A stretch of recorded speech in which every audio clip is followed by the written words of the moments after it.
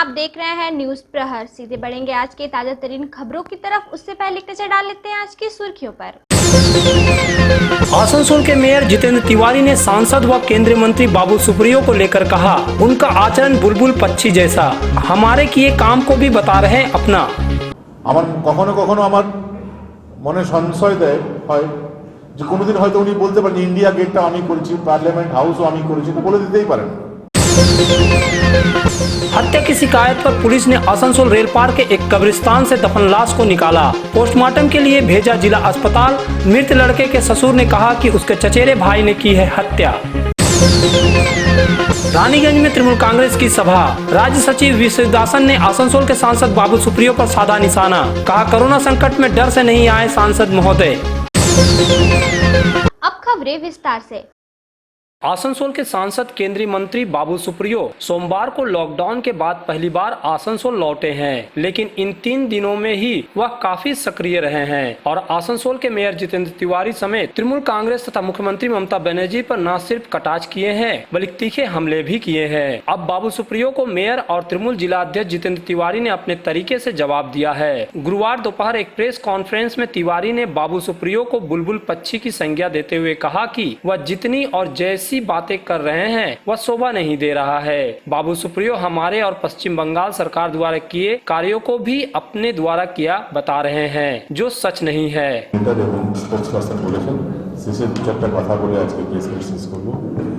দেখুন লাস্ট 6 মাস ধরে যখন থেকে কোভিড-19 প্রকোপ আমরা দেখেছি সারা ভারতবর্ষের সঙ্গে বাংলাতেও, এই আমাদের এই জেলায় দুজন বিজেপি সাংসদ আছেন, মাননীয় বাবুল সুপ্রিয় এবং শ্রী আবুলিয়াজি।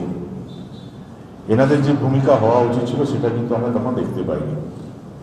বিপদের সময় এনারা কিন্তু মানুষের পাশে আসেননি, কিন্তু রাজ্যের মাননীয় মুখ্যমন্ত্রীর অনুপ্রেরণায়, তার ইন্সপিরেশনে বিভিন্ন অঞ্চলে তৃণমূল কংগ্রেসের যারা জনপ্রতিনিধিরা আছেন, যারা দলের নেতারা আছেন, নিজের সীমিত ক্ষমতার মধ্যে তারা মানুষের পাশে থাকার চেষ্টা করেছে। অনেকে করোনা এফেক্টেড হয়েছেন, অনেকে সুস্থ হয়েছে, অনেক বিধায়ক আমাদের প্রাণ দিয়েছে, কিন্তু মানুষের সেবার সঙ্গে কোনো কম্প্রোমাইজ করে মানুষ সেবায় নিজেকে নিয়োজিত রেখেছে। এবার কয়েকদিন আগে আমাদের এখানকার সাংসদ বাবুল সুপ্রিয় ফিরে এসেছে। আসার পরেই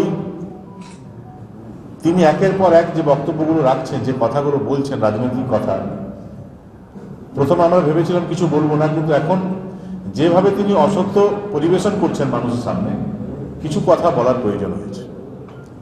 তিনি কুলটি চলে যাচ্ছেন, কুলটিতে যেতেই পারেন, তিনি সাংসদ যেতেই পারেন, গিয়ে বলছেন কুলটি ওয়াটার প্রজেক্ট নাকি তিনিই করেছেন। তিনি বিভিন্ন অঞ্চলে ঘুরছেন, এই রাস্তাটা নাকি আমি করেছি, এই ড্রেনটা আমি করেছি, এই বিল্ডিংটা আমি করেছি। আমার কখনো কখনো আমার মনে সংশয় দেয় হয় যে কোনোদিন হয়তো উনি বলতে পারেন ইন্ডিয়া গেটটা আমি করেছি, পার্লামেন্ট হাউসও আমি করেছি, তো বলে দিতেই পারেন। কেননা লোকের কাজের কৃতিত্ব যখন উনি নিতে চাইছেন, মমতা বন্দ্যোপাধ্যায়ের নেতৃত্বে, মমতা বন্দ্যোপাধ্যায় আশীর্বাদে আসানসোল পৌর নিগম কুলটি ওয়াটার প্রজেক্ট কমপ্লিট করলো, ক্রেডিট নেওয়ার সময় উনি চলে এলেন। আপনারা জানেন যে লোকসভা নির্বাচন আগে আসানসোল লোকসভা ক্ষেত্রে বিভিন্ন অঞ্চলে দেখবেন বাবুল সুপ্রিয় বাবু বোর্ড লাগানো হয়েছিল, এই রোডটা তৈরি হবে, এটা তৈরি হবে, ওটা তৈরি হবে। অন্তত 100টা বোর্ড লাগানো আছে যেখানে ওনার নাম লেখা আছে এই কাজ হবে, কিন্তু এখনো গিয়ে দেখুন বোর্ডই রয়ে গেল, সেই কাজগুলো হয়নি। তার সেখানে উনি যাচ্ছেন না, যে যেখানে বোর্ড লাগিয়েছিলেন সেই কাজগুলো কেন হলো না তার জবাব উনি দিচ্ছেন না। আমি সকালে আমাদের যারা দলের কর্মীরা আছে তাদের সঙ্গে আলোচনা করছি, আমাকে একজন বলছিল যে একটা পাখি হয় বুলবুল পাখি, নাম শুনেছেন আপনারা বুলবুল পাখি। বুলবুল পাখির স্বভাব হলো তারা যখন রেগে যায় খুব জোরে জোরে কথা বলে, কিন্তু জোরে কথা বললেও সে পাখির আওয়াজ এমন হয় সেটা শুনতে ভালো লাগে না। আমার মনে হয় বাবুল সুপ্রিয়র এই কয়েকদিনে যা অ্যাটিটিউড দেখছি, খুব জোরে জোরে কথা বলছেন, কিন্তু কথাগুলো যখন বলছেন তখন বোঝা যাচ্ছে এটা অসত্য, শুনতে ভালো লাগছে না। এবং বর্তমান পরিস্থিতিতে আমার মনে হচ্ছে যে বাবুল সুপ্রিয়কে বাবুল সুপ্রিয় না বলে এখন বুলবুল সুপ্রিয় বলা যেতে পারে, কেন বুলবুল পাখির মতন সব অ্যাটিটিউড ওনার আছে। আমরা ওনাকে सुपरामर्श देव, जो काम आपने किया है उसका क्रेडिट जरूर लीजिए, लेकिन दूसरा का काम का क्रेडिट लेना ठीक नहीं है। जनता है, जनता सब जानती है।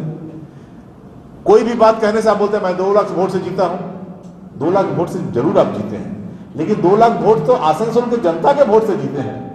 तो आप 2 लाख वोट से जीतने का बदला ले रहे हैं आसनसोल की जनता से। 2 लाख वोट से जीते इसलिए जनता कुछ नहीं बोल सकती, आप जो कहेंगे वही मानना पड़ेगा। आप अन्याय कर रहे हैं उसके खिलाफ जनता तो आवाज उठाएगी।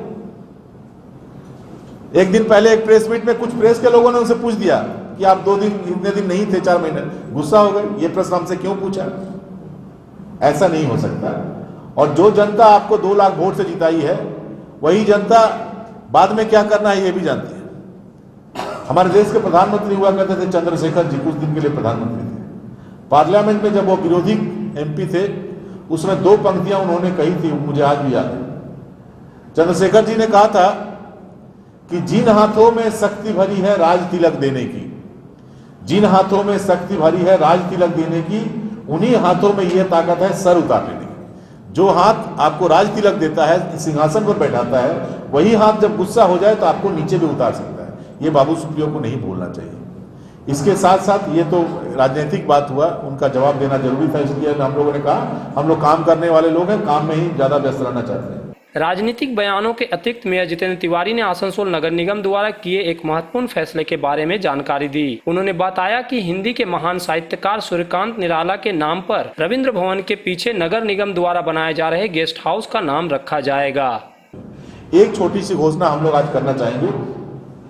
आप जानते हैं बंगाल का महिषादल जो इलाका है, वहां से हिंदी के बहुत बड़े एक कवि हुआ करते थे सूर्यकांत त्रिपाठी निराला जी, जो पूरी दुनिया में उनका नाम था, आज भी उनका नाम है।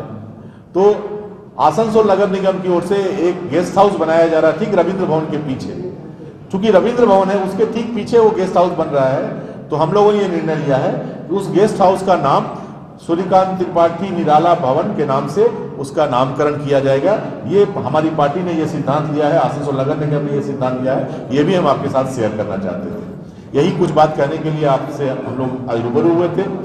आपको बहुत बहुत बधाई। दुर्गा पूजा की बहुत बहुत आपको अग्रिम बधाई। आप जानते हैं कि दुर्गा पूजा के लिए आपका कान व्याकुल है, छठ मैया का गीत सुनने के लिए आपका कान व्याकुल है। ये सारा कुछ हम लोग एक साथ मनाएंगे। कोविड से भी हम लोग लड़ाई करेंगे, कोरोना को भी हम परास्त करेंगे, उससे साथ साथ जीवन में खुशियां भी हम लाएंगे। इसी उम्मीद के साथ हम लोगों ने पश्चिम बर्धमान जिला तृणमूल कांग्रेस की ओर से प्रेस मीट किया था। इसमें आप सारे लोग आए, सारे लोगों को बहुत बहुत धन्यवाद और बहुत बहुत बधाई। प्रेस कॉन्फ्रेंस में मेयर जितेंद्र तिवारी के अलावा पार्टी के जिला प्रवक्ता अशोक रुद्रा, जिला संयोजक हरेराम सिंह व विश्वनाथ पड़ियाल भी मौजूद थे, जिन्होंने भी पार्टी के कार्यक्रमों के संबंध में अपनी राय रखी।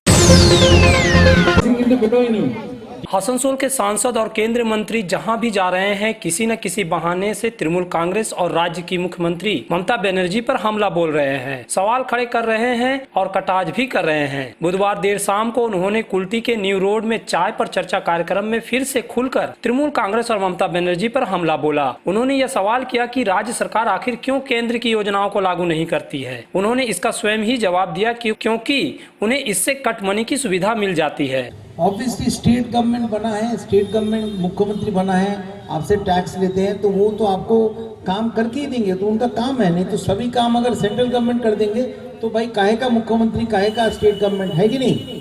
अगर सारा काम केंद्र ही कर देंगे, मोदी जी कर देंगे, तो स्टेट गवर्नमेंट की जरूरत क्या है? कोई बात नहीं, हमको ही पैसा दीजिए, हम ही काम करेंगे, कम से कम हम कटमनी तो नहीं खाएंगे। बहुत अच्छी बढ़िया होगा, हमको कोई तकलीफ नहीं है।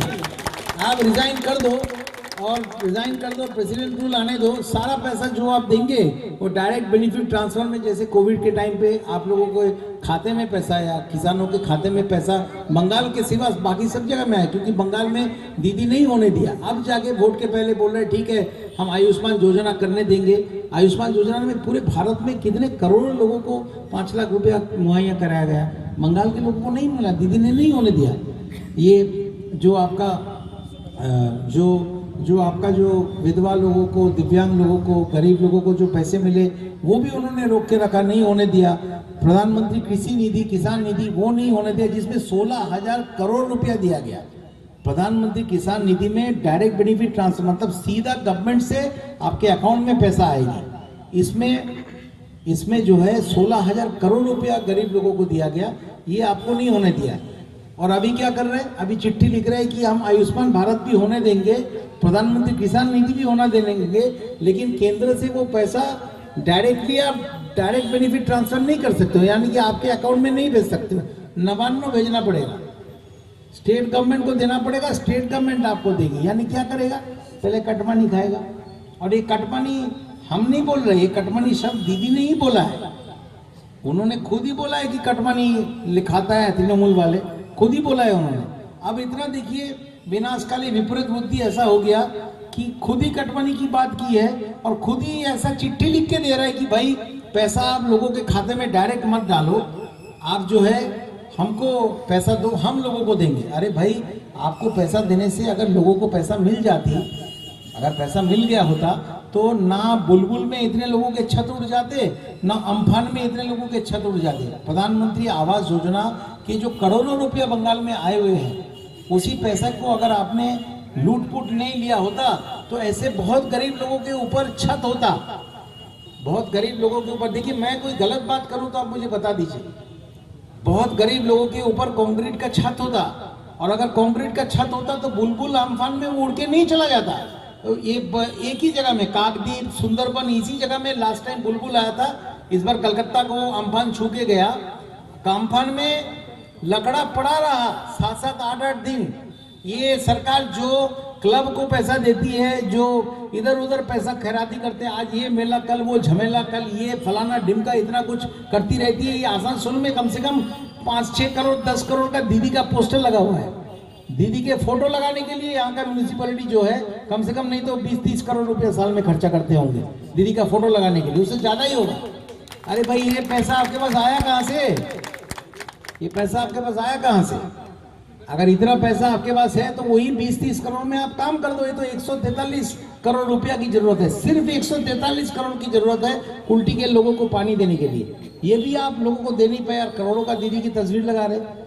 राजीव गांधी ने बहुत साल पहले, बाबुल ने मुस्कुराते हुए इशारों में यह भी कहा कि उनके सवाल उठाने से कई लोग डरते हैं और ऐसा है तो उन्हें डरना भी चाहिए। पैसा देता हूँ, आप टेंडर करा दीजिए, किसी की हिम्मत नहीं है कि आपको आके ऐसी बात करे।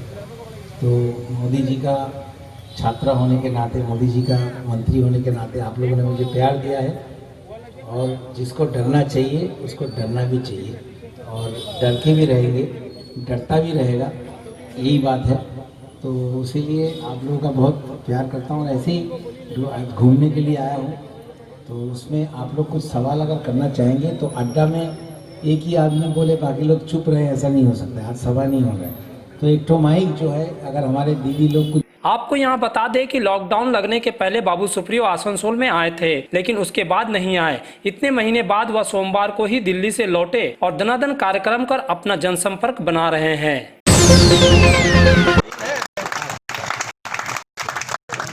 चाहे बीजेपी हो या तृणमूल कांग्रेस, राज्य की ये दोनों प्रमुख राजनीतिक पार्टियां अगले साल होने वाले विधानसभा चुनाव की तैयारियों में जुट गई हैं। तृणमूल कांग्रेस ने गुरुवार को रानीगंज के हुसैन नगर में एक सभा की। इस सभा में बड़ी संख्या में तृणमूल कार्यकर्ता और समर्थक शामिल हुए। सभा को तृणमूल कांग्रेस के राज्य सचिव वी शिवदासन दासू, पश्चिम बर्धमान जिला के अध्यक्ष और मेयर जितेंद्र तिवारी, रानीगंज के पूर्व विधायक सौराब अली, तृणमूल के जिला संयोजक हरेराम सिंह समेत अन्य नेताओं ने संबोधित किया। राज्य सचिव वी शिवदासन दासू ने अपने भाषण में आसनसोल के सांसद और केंद्रीय मंत्री बाबू सुप्रियो और बीजेपी को अपने निशाने पर रखा।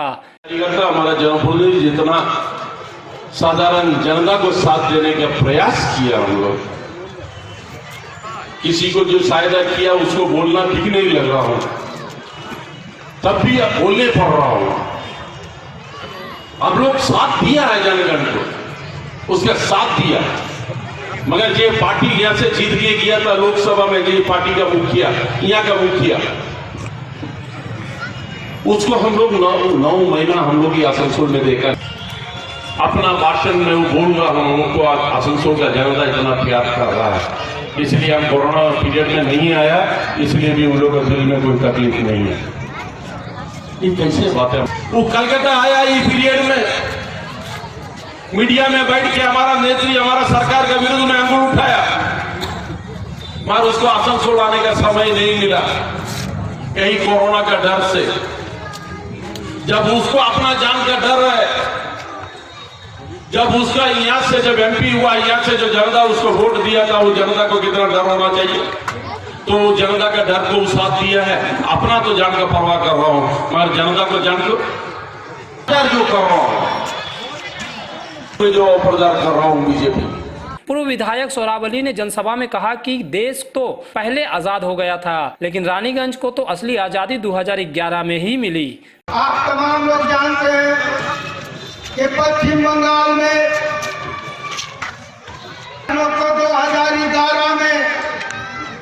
2011 में आजादी मिली है। 49 साल के बाद रानीगंज आजाद हुआ था। जब सीपीएम का राज था तो एक उल्टे पुलिस उसको बंद कर देता है। ये स्थिति था रानीगंज का। आज दुआ दिया, आशीर्वाद दिया तो रानीगंज को आजादी मिला। 2016 में हम लोग ये सीट हारने के बाद आपको खुद समझ में आता होगा कि रानीगंज में जो लोग गरीबों के तक तिरपाल जाता रहता वो कंबल जाना बंद हो गया, बच्चों का कपड़ा देना बंद हो गया, इलाके में डेवलपमेंट का काम बंद हो गया। हम लोगों को बदलना होगा। रानीगंज को तृणमूल कांग्रेस के हाथ में देना होगा, तब जाकर फिर से तिरपाल मिलेगा। इस सभा में मेयर जितेंद्र तिवारी, हरिराम सिंह समेत अन्य नेताओं ने भी अपने भाषणों में आसनसोल के सांसद बाबुल सुप्रियो और बीजेपी पर प्रहार किया और कहा कि वे काम नहीं करते और बंगाल में अशांति फैला रहे हैं। महीने तक उनका कोई पता नहीं था। टीवी के पर्दे पर हम लोग देखते रहे, फेसबुक में हम लोग देखते रहे कि चूल कटवा रहे हैं, हेयर स्टाइल चेंज कर रहे हैं, कपड़ा चेंज कर रहे हैं। यही हम लोग देखते रहे। उनका हेयर स्टाइल देखने के लिए हम लोगों ने वोट नहीं दिया। हम लोगों ने ये सोचा था कि जब आफत विपद आएगा, जब विपत्ति का समय आएगा, उस समय शायद वो हमारे बीच खड़े होंगे। 4 महीने बाद अचानक 2 दिन से आए हुए हैं। आसनसोल में घूम रहे हैं। जो बढ़िया रास्ता दिखाई दे देता है बोलते हैं हम बनाए हैं। जो बढ़िया ट्रेन दिखाई बोलते हैं हम बनाए हैं। उल्टी में जाके बोल दिया यहाँ का वाटर प्रोजेक्ट हम बनाए हैं। अरे भाई, जब झूठी बोलना है तो रानीगंज उल्टी में क्यों अभी हम बनाए हैं, पार्लियामेंट हाउस भी हम बनाए हैं। जब झूठी बोलना है तो छोटा झूठ क्यों बोलते हो। रानीगंज में पीने की पानी की पानी का प्रोजेक्ट का काम चल रहा है। ये प्रोजेक्ट अगले 1 साल के अंदर कंप्लीट हो जाएगा। आने वाले 50 वर्षों तक यहाँ पर पीने की पानी की तकलीफ नहीं होगी। रानीगंज को जो नेशनल हाईवे है उसको दोनों तरफ से चौड़ा करने का काम आसनसोल नगर निगम ने किया। आज कलकत्ता में जिस तरह का लाइट जलता है उस तरह का लाइट ममता बनर्जी का आशीर्वाद से रानीगंज में लगा। एक के बाद हर वार्ड में डेवलपमेंट का काम किया गया, साफ सफाई पर ध्यान दिया गया, गरीबों के लिए काम किया गया। लॉकडाउन के समय हमारे पार्टी के नेताओं ने हर गली में, हर मोहल्ले में लोगों को अपनी क्षमता के अनुसार सहायता करने का प्रयास किया। सरकार ने 2 रुपया किलो चावल, बाद में कभी कभी मुफ्त में भी चावल देकर गरीबों को मुसीबत के समय गरीबों के साथ रहने का प्रयास किया। राज्य की मुख्यमंत्री जब कलकत्ता के सड़कों पर उतरती हैं तो तृणमूल कांग्रेस के कार्यकर्ताओं को एक मैसेज देती हैं कि आप भी लोगों के बीच जाकर काम कीजिए। फिलहाल वक्त हो चुका है एक छोटे से ब्रेक का। बने रहिए खबरों के साथ।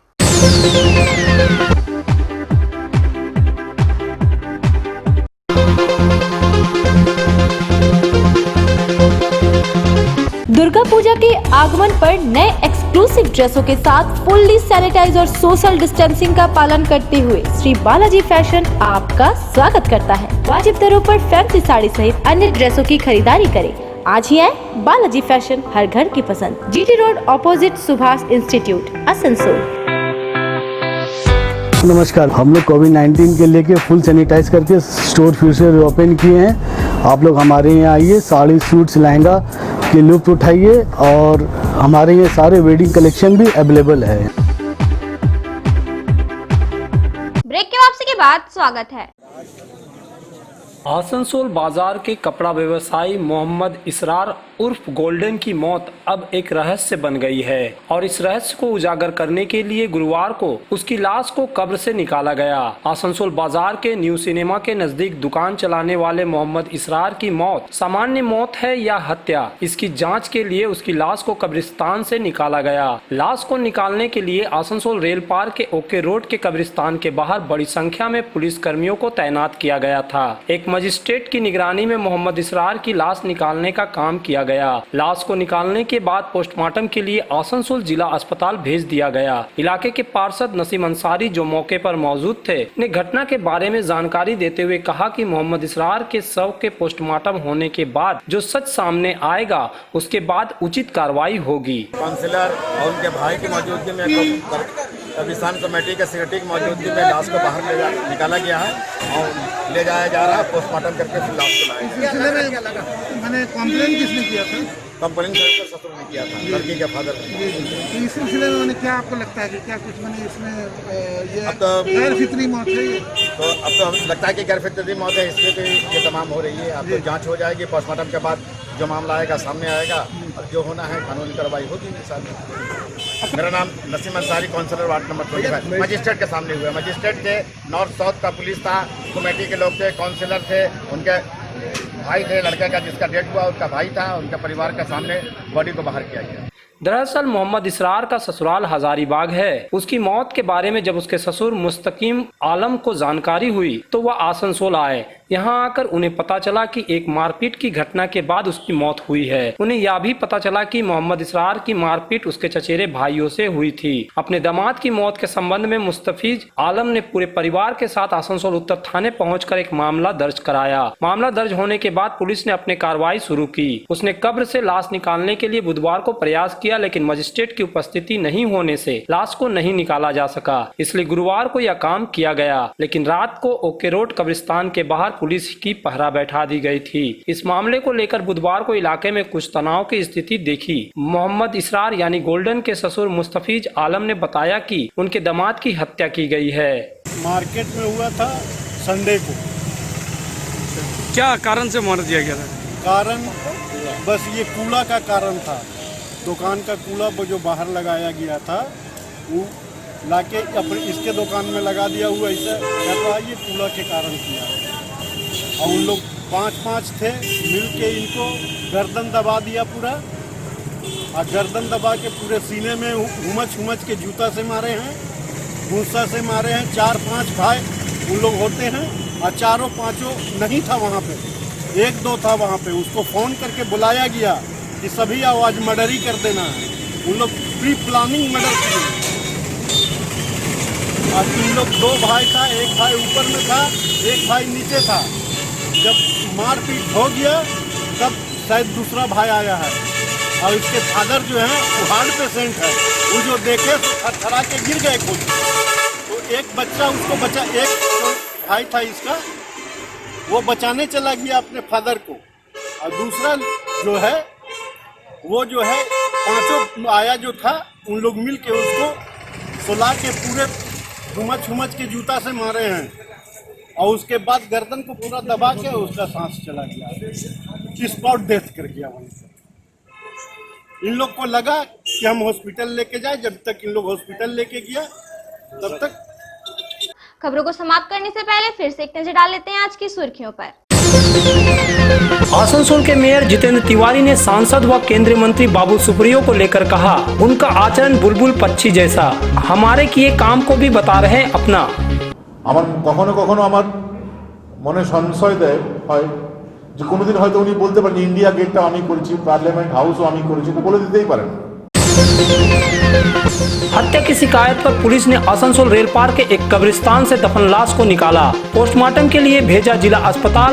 मृत लड़के के ससुर ने कहा कि उसके चचेरे भाई ने की है हत्या। रानीगंज में तृणमूल कांग्रेस की सभा, राज्य सचिव विश्वदासन ने आसनसोल के सांसद बाबू सुप्रियो पर साधा निशाना, कहा कोरोना संकट में डर से नहीं आए सांसद महोदय। पूर्वांचल की और भी खबरों को जानने के लिए रोजाना देखना ना भूलिए न्यूज़ प्रहर, खबर जो सच बोले। नमस्कार।